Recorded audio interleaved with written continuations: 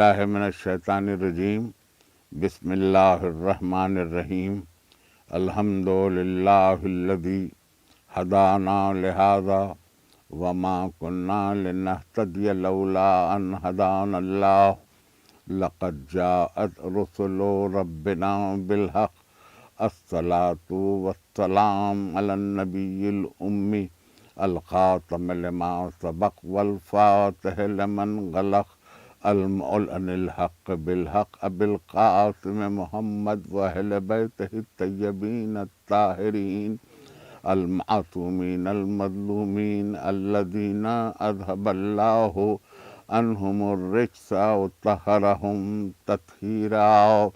اما بعد فقد قال اللہ سبحانہ فی محکم کتابہ الحکیم تبارک الذی نزل الفرقان علی عبدہ لیکون للعالمین نذیرا۔ عزیزان گرامی، آپ تمام کو نزول برکات کا، فیوزات کا، فضیلتوں کا مہینہ ماہ رمضان مبارک ہو۔ ہم ان ایام میں رمضان سے متعلق، نزول قرآن سے متعلق، سیرت سرکار ختمی مرتبت سے متعلق اور فضائل رمضان مبارک سے متعلق گفتگو کریں گے اور کوشش کریں گے کہ جو کچھ بھی اس مہینے سے متعلق واقعات رہے ہیں اور انسانی زندگی کے سے تعلق رکھتے ہیں اس پر گفتگو ہو۔ فی الوقت میں نے جس آیت کی تلاوت کی عزت حاصل کی ہے، یہ سورہ فرقان کی آیت ہے۔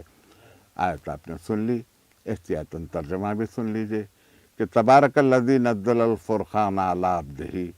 فلیکون للعالمین نذیرا۔ پاک ہے وہ پروردگار بابرکت ہے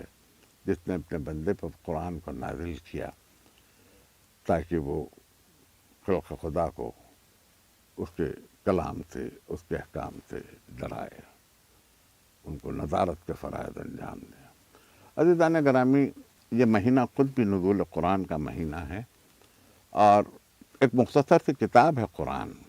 کوئی کئی والیومز میں نہیں ہے، کئی جلدوں میں نہیں ہے، ایک مختصر سی کتاب ہے، لیکن اس کا معجزہ یہ ہے کہ اس میں کائنات کا ہر خشک و تر موجود ہے، ہر علم موجود ہے۔ قرآن میں کائنات کا ہر علم موجود ہے۔ اب یہ اور بات ہے کہ اس کو تلاش کرنے کے لیے خود انسان کو حصول علم کی ان منزلوں سے گزرنا ہے جن منزلوں سے گزرنے کے بعد وہ اس بات تک پہنچ سکتا ہے۔ ایسا نہیں ہے آج جو کچھ بھی علم حاصل کیا جا رہا ہے، ایسا نہیں ہے کہ یہ قرآن میں نہیں ہے۔ یہ اور بات ہے کہ وہاں تک ہماری نگاہ پہنچ نہ پا رہی ہو، لیکن جیسے جیسے وقت گزرتا جائے گا خود وقت بتلائے گا کہ قرآن نے یہ بات کتنی پہلے کہہ دی تھی۔ عجیب بات یہ ہے کہ عالم اسلام ایک ہی قرآن کا ماننے والا ہے، سارا عالم اسلام، مکاتب فکر کئی ہوں، فرقے کئی ہوں، جماعتیں کہیں ہوں، لیکن یہ ہے کہ سب قرآن ہی کے ماننے والے ہیں اور وہ ایک ہی کتاب ہے، اس میں کوئی تحریف نہیں ہے، کوئی تبدیلی نہیں ہے، کسی قسم کی خرت میں بھی کوئی تبدیلی نہیں ہے۔ لیکن عجیب بات یہ ہے کہ قرآن ایک ہے، ترجمے کئی ہو گئے۔ آج دنیا میں جتنی بھی زبانیں ہیں جن کی مینوسکرپٹ ہیں، یا یہ کہا جا سکتا ہے کہ جو رسم الخط میں آ سکتی ہیں، ان تمام زبانوں میں قرآن مجید کا ترجمہ ہو چکا ہے۔ لیکن یہ بات میں آج پہلی رمضان 1442 ہجری میں آپ کے روبرو تقریر کرتے ہوئے یہ کہہ سکتا ہوں کہ کوئی ترجمہ صحیح ترین ترجمہ نہیں ہے، اس لیے کہ اگر کسی کتاب کا کسی دوسری زبان میں ترجمہ کرنا مقصود ہو تو ترجمہ نگار کے لیے یہ ضروری ہے کہ اس کو دونوں زبانوں پر برابر کا عبور حاصل ہو، یعنی جس زبان سے ترجمہ کیا جا رہا ہے اور جس زبان میں ترجمہ کیا جائے گا، دونوں پر برابر کا کما حق عبور حاصل ہو۔ اور پھر یہ کہ کتاب جس موضوع پر ہے اس موضوع پر بھی اس کی نظر گہری ہو، صرف لسانیات نہیں بلکہ موضوع پر بھی۔ پھر لکھنے والا نگاہ میں رہے کہ اس کا ماحول کیا تھا، اس کا وطن کون سا تھا، کس زمین کا رہنے والا ہے، کس خطے کا رہنے والا ہے، اور اس کی پرورش و پرداخت میں کن عناصر کا دخل ہے یہ بھی غور کرنا ضروری ہے. اور اس کے بعد جب ترجمہ کرے تو یہ کہا جا سکتا ہے کہ ترجمہ بڑی حد تک کے کامیاب رہا. بعض مرتبہ ماحول کا اثر ہوتا ہے، بعض مرتبہ اساتذہ کا اثر ہوتا ہے، بعض مرتبہ لغت کا اثر ہوتا ہے، اور بعض مرتبہ یہ بھی ہوتا ہے کہ لکھنے والے نے جس پس منظر میں یا فکر کی جس رو میں اس کو لکھا ہے اس فکر کی وہ ترسیل کر پا رہا ہے یا نہیں کر پا رہا ہے. تو ترجمہ نگار کے لیے یہ ضروری ہے کہ وہ بین السطور کو بھی غور کرے ساتھ ہی ساتھ. تب کہیں یہ کہا جا سکتا ہے کہ ترجمہ بڑی حد تک کامیاب رہا. قرآن مجید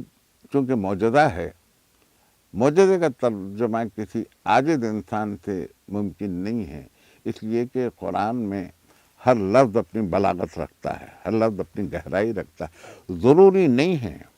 لغت میں جو لفظ میں کے معنی دیے گئے ہیں وہی قرآن کا بھی مفہوم ہو، یہ کوئی ضروری نہیں ہے. مثلا میں آپ سے یہ عرض کروں کہ قدیم عربی لغت میں حج کے معنی ہے ارادہ. اب اگر ہم وہی معنی یہاں لکھ دیں اور پورا سورہ حج آپ کی نگاہ میں ہے، حج کے معنی فقط ارادے کے اگر آپ لیں تو قرآن مجید تو وہ مفہوم نہیں ہے. اس تقریر کے بعد اگر میں اپنے کسی دوست سے کہوں کہ اب کہیے آپ کا کیا حج ہے تو یہ جملہ محمل ہو جائے گا. قرآن کا معجزہ یہ ہے کہ وہ جس لفظ کو استعمال کرتا اٹھاتا تو لغت ہی سے ہے، لیکن جس لفظ کو جہاں استعمال کرتا ہے اپنے محل استعمال کے اعتبار سے وہ اپنے معنی پیدا کرتا ہے، اور پھر وہ لفظ تو قرآن لغت کو واپس کر دیتا ہے، وہ معنی واپس نہیں کرتا، اس لیے کہ اس نے قرآن لغت کا معنی نہیں لیے. عام طور پر یہ دیکھا گیا ہے کہ قرآن کے مترجمین نے یہ کیا کہ آیت تو قرآن ہی سے لی، لیکن اس کے ترجمے کے لیے ترجمہ اٹھایا لغت سے. لغت ایک جاری و ساری عمل ہے، لغت ایک ٹھوس عمل نہیں ہے کہ یہ ہو گیا اور منجمد ہو گیا. لفظ اپنی جگہ کوئی مستقل معنی نہیں رکھتے، لفظ اپنے محل استعمال سے معنی پیدا کرتے ہیں، اور قرآن کے معنی جب پیدا ہوتے ہیں الفاظ سے اور ان آیتوں سے تو اس کے لیے جس گہرائی اور گہرائی کی ضرورت ہے وہ صرف علم سے حاصل ہو سکتی ہے. اور علم بھی یوں نہیں کہ انسان نے کہیں دانو ادب طے کیا اور علم حاصل کر لیا اور اس کے بعد میں اس کو پتہ چلا کہ اس کے یہ معنی ہے تو نہیں. قرآن وحی ربانی کا تعقل رکھتا ہے. قرآن لوح محفوظ سے چلا، قلب نبی پر آیا، قلب نبی سے چلا، لسان نبی پر آیا، لسان نبی سے چلا، سماعت انسان تک پہنچا، سماعت انسان سے چلا، کبھی دل میں اترا، کبھی وہیں تک رہ گیا،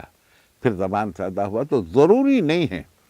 قرآن یاد تو ہو جا سکتا ہے، یہ تو قرآن کا خود معجزہ ہے کہ وہ بہت جلدی یاد ہو جاتا ہے، لیکن ضروری نہیں ہے کہ وہ اپنے سارے علوم کے ساتھ ساتھ انسان کی روح میں اترے، اس کے نفس میں اترے، اس کے شعور میں اترے. اس لیے کہ خود قرآن کہتا ہے لا یمسہ الا المطہرون، اسے کوئی چھو نہیں سکتا جب تک کہ طاہر نہ ہو، اسے کوئی مس نہیں کر سکتا جب تک کہ طاہر نہ ہو. اگر اس کا مطلب فقط جلد ہی ہے کہ قرآن شریف کی جلد کو کوئی چھو نہیں سکتا تو شاید یہ ہماری محتاط خیالی ہے، ورنہ یہی قرآن ہے جو روشنائیوں سے لکھا گیا، درختوں کی چھال پر لکھا گیا، کاغذ پر لکھا گیا، پریس میں دابا گیا. روشنائی صاف تھی یا نہیں تھی نہیں معلوم، لکھنے والے کس حالت میں تھے نہیں معلوم، جہاں کاغذ آیا اس کاغذ کا کیا حال تھا یہ نہیں معلوم ہے، لیکن قرآن کی آیت اپنی جگہ محکم ہے. اس کا مفہوم یہ ہے، مفہوم صرف کتاب نہیں ہے،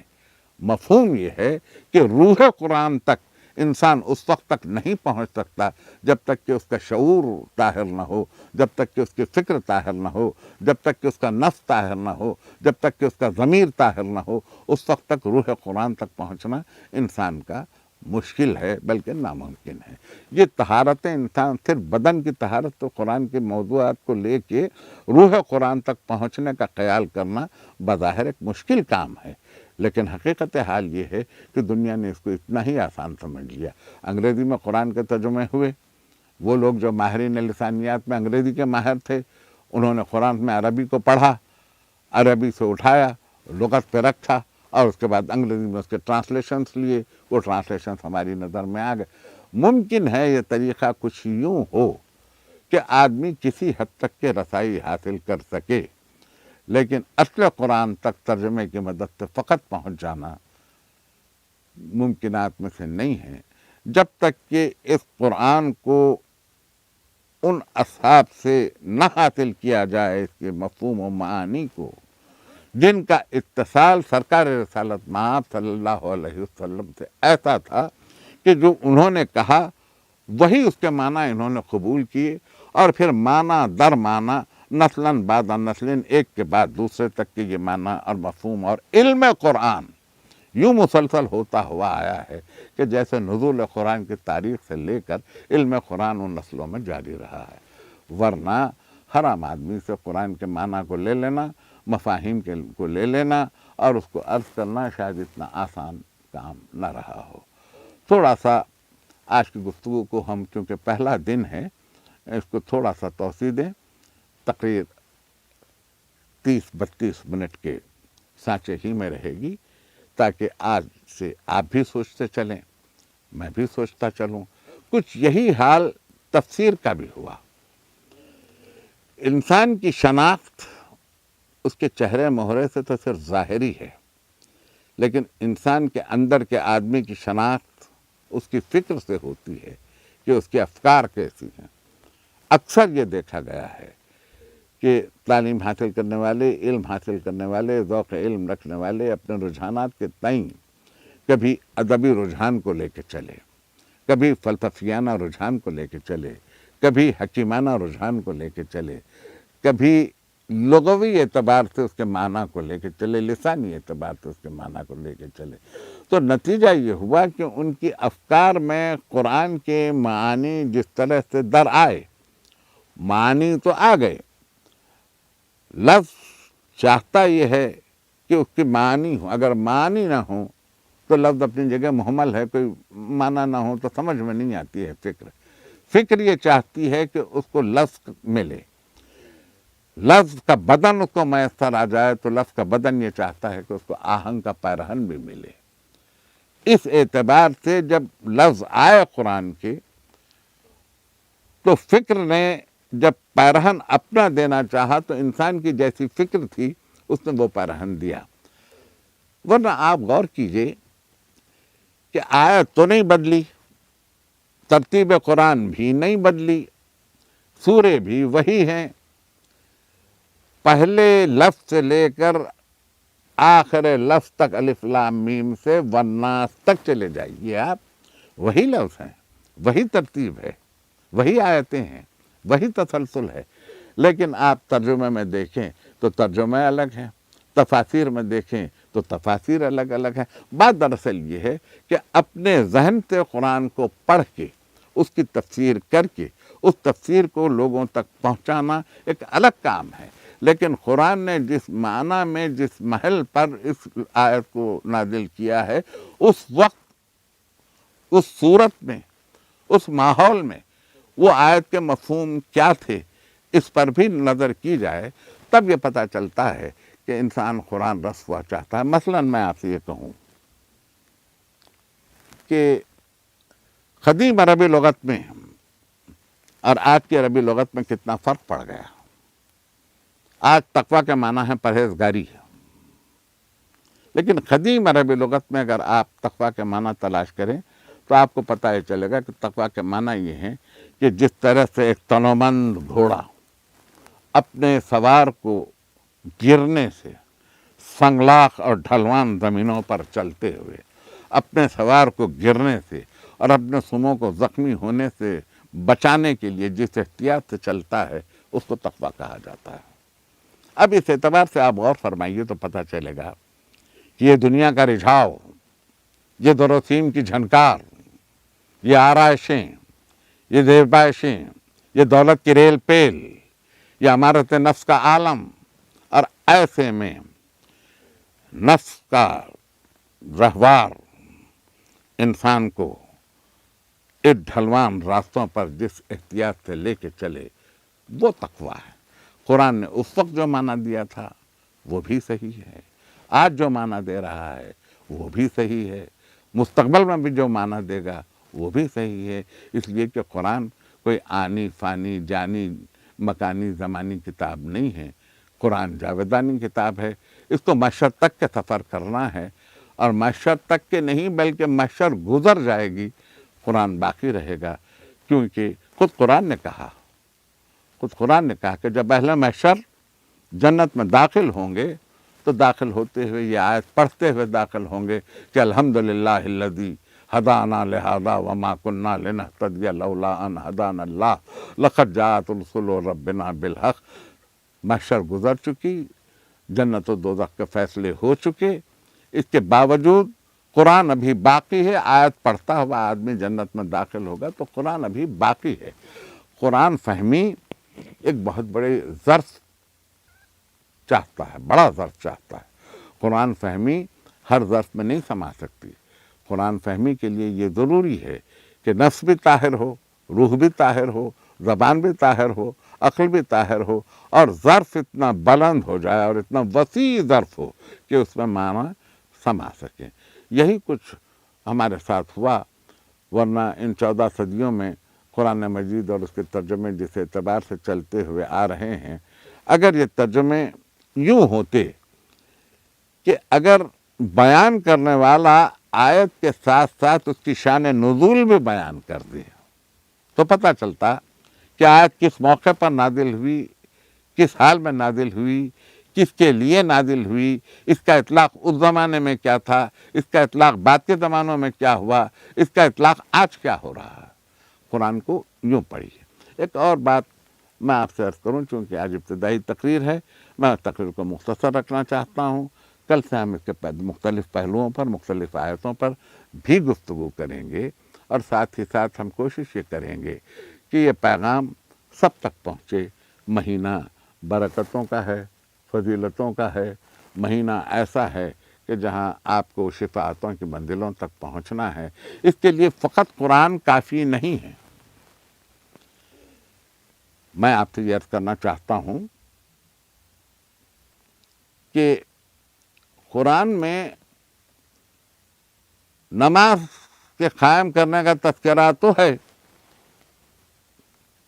لیکن کون سی نماز کتنی رکعتیں پڑھی جائیں اس کا تذکرہ نہیں ہے۔ قرآن میں